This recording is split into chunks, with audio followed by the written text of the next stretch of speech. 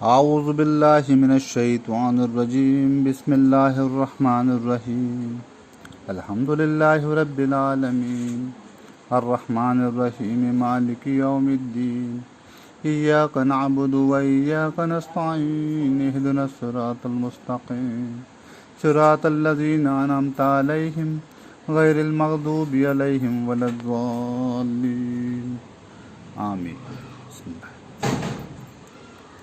नहमदुहु अला रसूलिहिल करीम अम्मा बाद।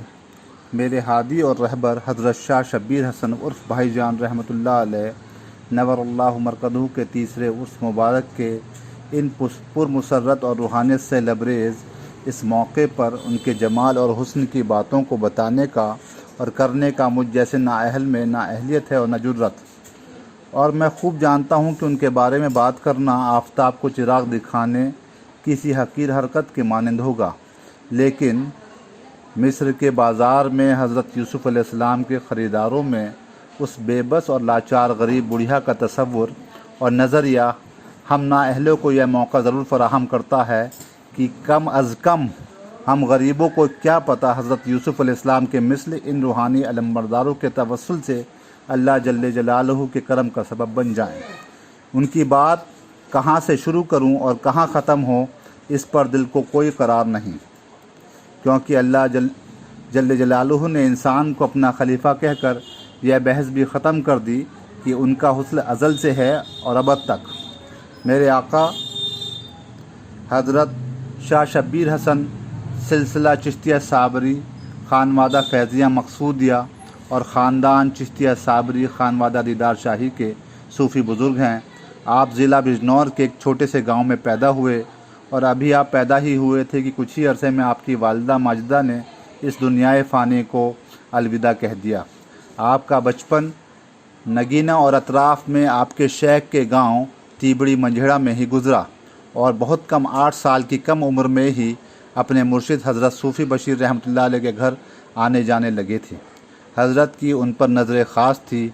स्कूल से आने और जाने में अक्सर आप उनके पास होकर जाते या होकर आते।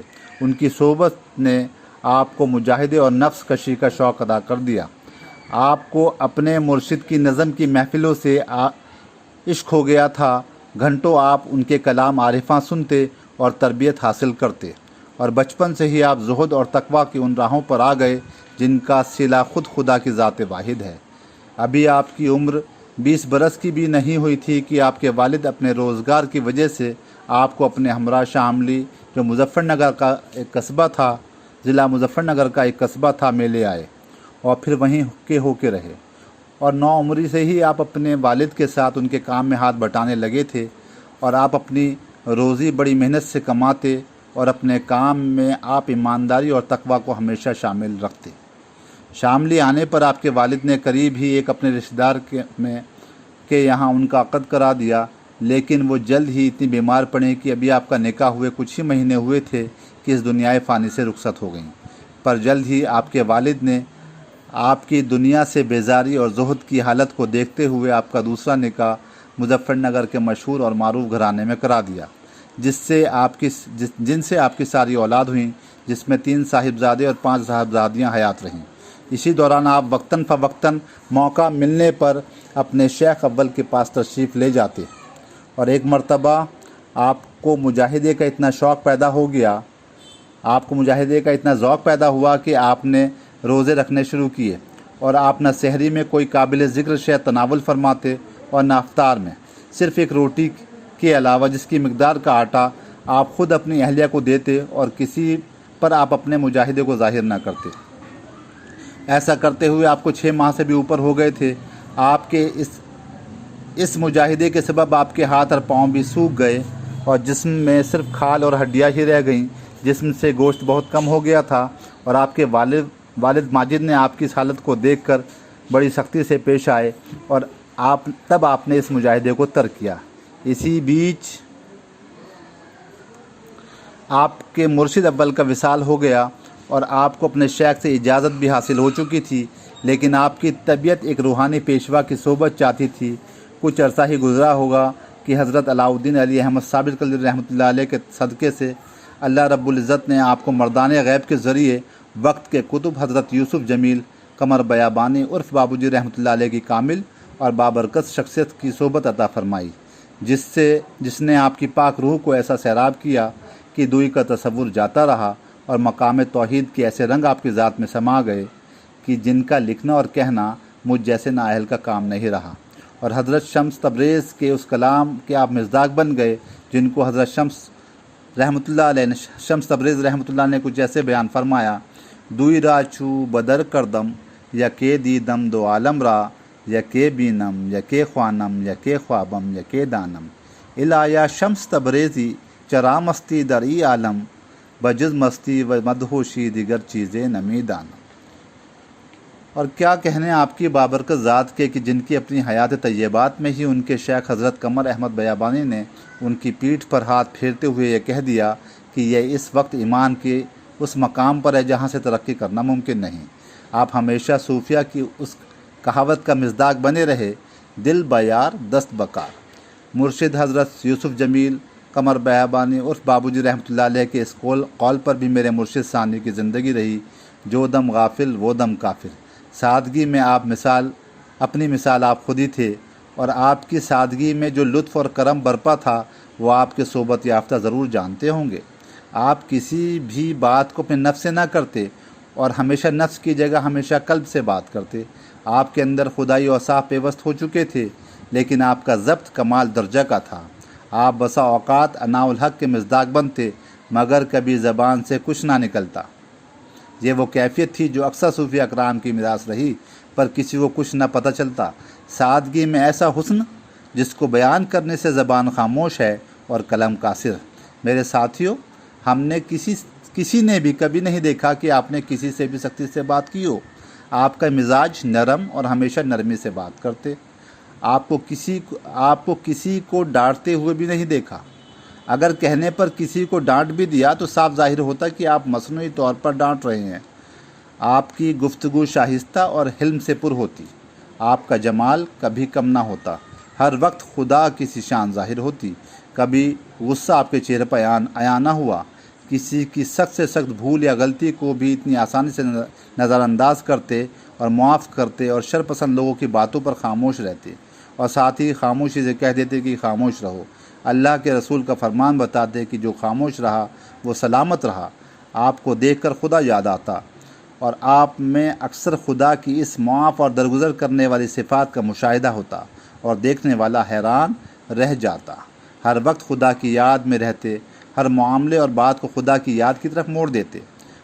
अपने इश्क को कभी जाहिर ना करते, और कभी ऐसी गुफ्तगू आपसे न सुनी जा सकी जो अबस हो। हर बात में इस्लाह करते, और इंसान को आईना तब दिखाते जब वो देखने की हालत में हो। इंसान को आईना तब दिखाते जब वो देखने की हालत में हो।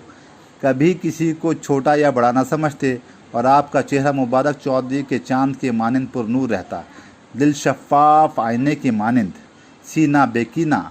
आपकी सोबत में आते ही आपके पास बैठने वाला हर इंसान पुरसकून हो जाता। आपके पहनने, खाना पीना, मुआशरत, मामलात आला दर्जा का था। किसी भी इंसान को आपसे बात करने में कोई मुश्किल पेश ना आती। आप सब के लिए बहुत ज़्यादा हसास थे। हमदर्दी आपके अंदर बेहद थी। आपकी सोबत दुनिया के हर दुखियारे के लिए एक मकाम आराम से मुशाबत होती थी। जैसे कोई दरख्त घनी छाँव और ठंडक लिए हुआ होता है और हज़ारा खुदा की मखलूक के लिए आरामगाह बना होता है, इसी तरह आपकी मिसाल है। हर मिलने जुलने वाले को सही बात बताते और उसकी हद दर्जा खैर ख्वाही करते। अपने हम असर बुज़ुर्गों में अपनी मिसाल आप खुद ही थे। आप पर आया हर बात एक अमानत थी। आप अमीन थे, ऐसे अमीन कि आप पर आया हर बात अमानत ही होती। उसको अपने अंदर रखते, कभी किसी की बात किसी को पर जाहिर ना करते। गरीबों की खिदमत करते और बेहतरीन मेहमान नवाजी करते। कभी हाजिर में हुज्जत ना करते और कभी कोई चीज़ ज़्यादा दिनों के लिए संभाल कर ना रखते। जो कुछ होता उसे सही मसरफ़ में ख़र्च कर देते। अपनी मिल्कियत में कुछ ना रखते। एक औलिया अल्लाह और वली की तरह आप खुदा से मिली हर बरकत का शुक्र करने वाले और हर तकलीफ़ पर सब्र करने वाले हैं। आप सादिक थे, हमेशा झूठ से बेजार रहे, और आपने कभी झूठी गवाही न दी, और अपने वक्त के पाबंद हलाल रोज़ी का ज़ौक़ आपके अंदर बेइंतहा था। खुदा के बरज़दा बंदों में आपका एक ख़ास ही मकाम है और आपकी ज़िंदगी तवक्कुल अलल्लाह का बेहतरीन और जीता जागता नमूना है। आप अहले नज़र और रोशन ज़मीर बुज़ुर्ग हैं, लोगों से उनकी हैसियत के हिसाब से बात करते और ऐसी इस्लाह और खुदा तक पहुँचने का ऐसा आसान रास्ता दिखाते कि इंसान अपने रब हकीकी की तरफ आसानी से रास्ता तय कर सके। आप ऐसे मशवरे देते कि बाद में पता चलता कि इससे बेहतर उसके लिए कुछ और नहीं हो सकता था। आप अपने आने जाने वालों को रसूल अल्लाह की महफ़िलों से वाबस्ता करते और अपने शेख अव्वल के मानंद आने वालों को आरिफाना कलाम सुनाते। कलाम सूफिया का आपको बहुत ज़ौक़ था। आप सेमा का शौक़ भी रखते। नज़्म और नस्र दोनों में अपने मुरीदों को अपने पिराने अज़ाम के हवालों और मिसालों से समझाते, अल्लाह के कलाम के हवाले से समझाते, रसूल से मोहब्बत की राहें हमवार करने को तरजीह देते। आप सूफिया की उन रविश के असल अलमबरदार हैं। आप सूफिया की उन रविश के असल अलमबरदार हैं जिनको अब खाल खाल ही देखा जा सकता है और आप अपनी मिसाल आप ही हैं। अपने शेख हज़रत कमर अहमद बयाबानी की मानंद आपने अपने को हमेशा गुमनाम ही रखा। आपकी तबीयत खिलवत पसंद थी और आप हमेशा रसूलुल्लाह की ज़ात बाबरकत के साथ रहे। आप हमेशा अल्लाह रसूल की ज़ात बाबरकत के साथ रहे और अपने आप से कोसों दूर उनके इश्क में आप हमेशा मशगूल रहे। खुदी के ख़याल को शिर्क समझा और खुदी से कोसों दूर रहे। यक के इजहार को भी दुई समझा। इस दर्जा आप मोहतात रहे। आप असहाब सुफ़्फ़ा के असल पैरोकार एक बाखुदा इंसान थे जिनकी मिसाल ऐसी है जैसे कोई इंसान सारी मंजिलें तय करके खुदा तक पहुंचा हो और खुदा की ज़ात में फ़ना हो गया हो और फिर खुदा की ज़ात से ज़िंदा होकर उसके हुक्म से उसकी मखलूक में वापस आया हो ताकि वो हम भटके हुए गुमराह गुनाहगारों पर करम फरमाओ। उनकी बाबरकत ज़िंदगी सिर्फ़ इसी मिशन से वाबस्तगी रखती थी कि खुदा से किसे भागे हुए उसके बंदों को खुदा की तरफ ले जाएं और सबको एक गुलदस्ता में पिरोएं और पानी की मुंतशर बूंदों को समुंदरों का जलाल अता हो। आपने अपनी ज़िंदगी के आखिरी 17 सालों में एक बार फिर खुदा के हुक्म पर हिजरत करी और दिल्ली के चांद बाग में मुकीम रहे। यह हिजरत आपकी बज़ाहिर बच्चों के कारोबार की वजह से ज़ाहिर होती थी, मगर बर्र सग़ीर हिंदुस्तान की रूहानी राजधानी दिल्ली में अमीरुल मोमिनीन को बुलाया गया था और यहीं पर आपने अपने शेख सानी हज़रत कमर अहमद बयाबानी की बस्ती में महबूब अल्लाह से महबूब इलाही तक का सफ़र तय किया और यही आपने अपनी जिस्मानी ज़िंदगी के आखिरी अय्याम गुजारे और यहीं रहलत फरमाई। और अब आप अपने दादा पीर मियाँ जी नूर मोहम्मद जिंजानी रहमतुल्लाह अलैह के रोज़े करीब आराम फरमा हैं। आपके मलफूज़ात भी बहुत हैं और आपकी करामात भी बहुत हैं। आपकी ज़िंदगी खुद सूफिया और तसव्वुफ़ यानी ऐन शरीयत की अक्कासी करती है। ख़त के तवील हो जाने की वजह से इसमें और ज़्यादा बातें नहीं लिखी जा सकती। वक्त को मद्देनज़र रखते हुए अपनी बात को इस रिवायत पर आराम देता हूँ कि हज़रत अनस रज़ियल्लाहु तआला अन्हु की रिवायत है जिसका कुछ मफ़हूम मेरी समझ में यह आया है कि आपने फरमाया कि मैं अल्लाह के रसूल हज़रत अनस रज़ियल्लाहु तआला अन्हु ने फरमाया कि मैं अल्लाह के रसूल सल्लल्लाहु अलैहि वसल्लम की सोबत में 20 साल रहा, यानी तवील अरसा रहा। इस दौरान कभी अल्लाह के रसूल गुस्सा नहीं हुए और कभी यह नहीं कहा कि ए अनस तुमने यह काम क्यों नहीं किया या तुमने यह काम क्यों किया। इस सुन्नत के साथ क़िबला व काबा हमारे आका हज़रत शब्बीर हसन रहमतुल्लाह ने अपनी ज़िंदगी गुजार कर यह समझा दिया कि इश्क़ हक़ क्या शय है।